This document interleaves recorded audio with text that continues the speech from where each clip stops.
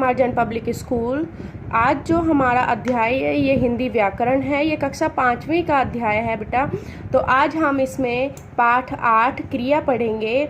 ठीक है, तो चलो स्टार्ट करते हैं। सबसे पहले हम क्रिया की परिभाषा जानेंगे, उसके बाद हम इसके उदाहरण देखेंगे। जिस शब्द से किसी काम के करने या होने का पता चले उसे क्रिया कहते हैं।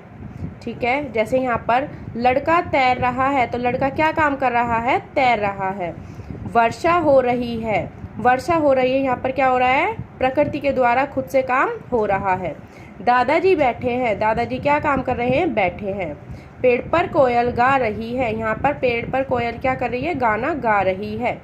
ठीक है, अब हम यहाँ पर जानेंगे काम या तो किया जाता है या फिर प्रकृति में स्वतः होता है। जैसे हवा चलती है, वर्षा होती है, सूरज निकलता है, ये प्रकृति में खुद से कार्य होते हैं।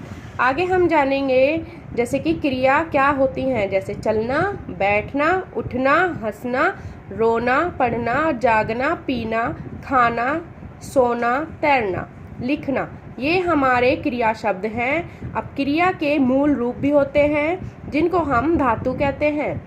क्रिया के मूल रूप को धातु कहते हैं, जैसे कि जा में अगर हमने प्रत्यय ना लगा दिया तो ये हो जाएगा जाना, तो ये क्रिया बन जाएगी।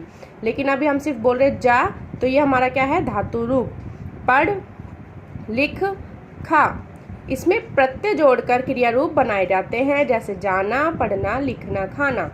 क्रिया के भेद, मुख्य रूप से क्रिया के 2 भेद होते हैं, अकर्मक क्रिया, सकर्मक क्रिया। अकर्मक क्रिया अरहित जमा कर्मक अर्थात कर्म, कर्मक का अर्थ है कर्म, कर्म के बिना क्रिया अर्थात जिस क्रिया को कर्म की आवश्यकता नहीं होती या अकर्मक क्रिया कहलाती है। जैसे गीता हंस रही है, इसमें कोई कर्म नहीं है। बच्चा रो रहा है, पक्षी उड़ रहे हैं, तो इसमें कर्म की आवश्यकता नहीं है। अब हम जानेंगे सकर्मक क्रिया। इसके अंदर हमें कर्म की आवश्यकता होती है, जैसे सहित कर्मक अर्थात कर्म के साथ क्रिया। जिस क्रिया के साथ कर्म पाया जाता है उसे सकर्मक क्रिया कहते हैं। मैं पत्र लिख रहा हूँ, लिखना क्या हो गया? क्रिया, लेकिन पत्र क्या हो गया? कर्म। वह बांसुरी बजा रहा है, बजाना क्या हो गया? क्रिया, लेकिन बांसुरी क्या हो गया है? कर्म। नमिता दूध पी रही है, पीना क्या है? क्रिया, लेकिन दूध क्या है? कर्म। तो यहाँ पर हम जानेंगे कि कई बार एक क्रिया के साथ 2 कर्म भी आ जाते हैं, तो हम उनको क्या कहेंगे? द्विकर्मक क्रिया। जैसे मैं राम को पत्र लिखूंगा, तो लिखना क्या है? क्रिया, लेकिन कर्म क्या है? पत्र और राम। ठीक है,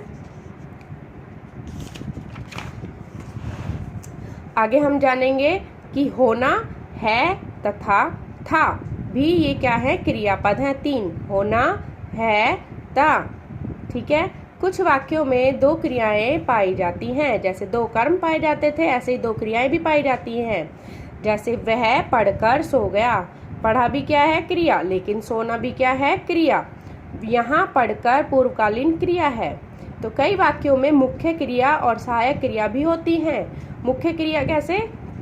मैं पुस्तक पढ़ रहा हूँ, तो पढ़ना क्या है? मुख्य क्रिया, लेकिन रहा था क्या है? सहायक क्रिया, क्योंकि ये हमें वाक्य को पूरा करते हैं। अब हम जानेंगे इनकी परिभाषा। किसी काम के करने या होने को क्रिया कहते हैं। कई क्रियाएं स्वतः होती रहती हैं। क्रिया की मुख्य रूप से 2 भेद हैं, अकर्मक और सकर्मक।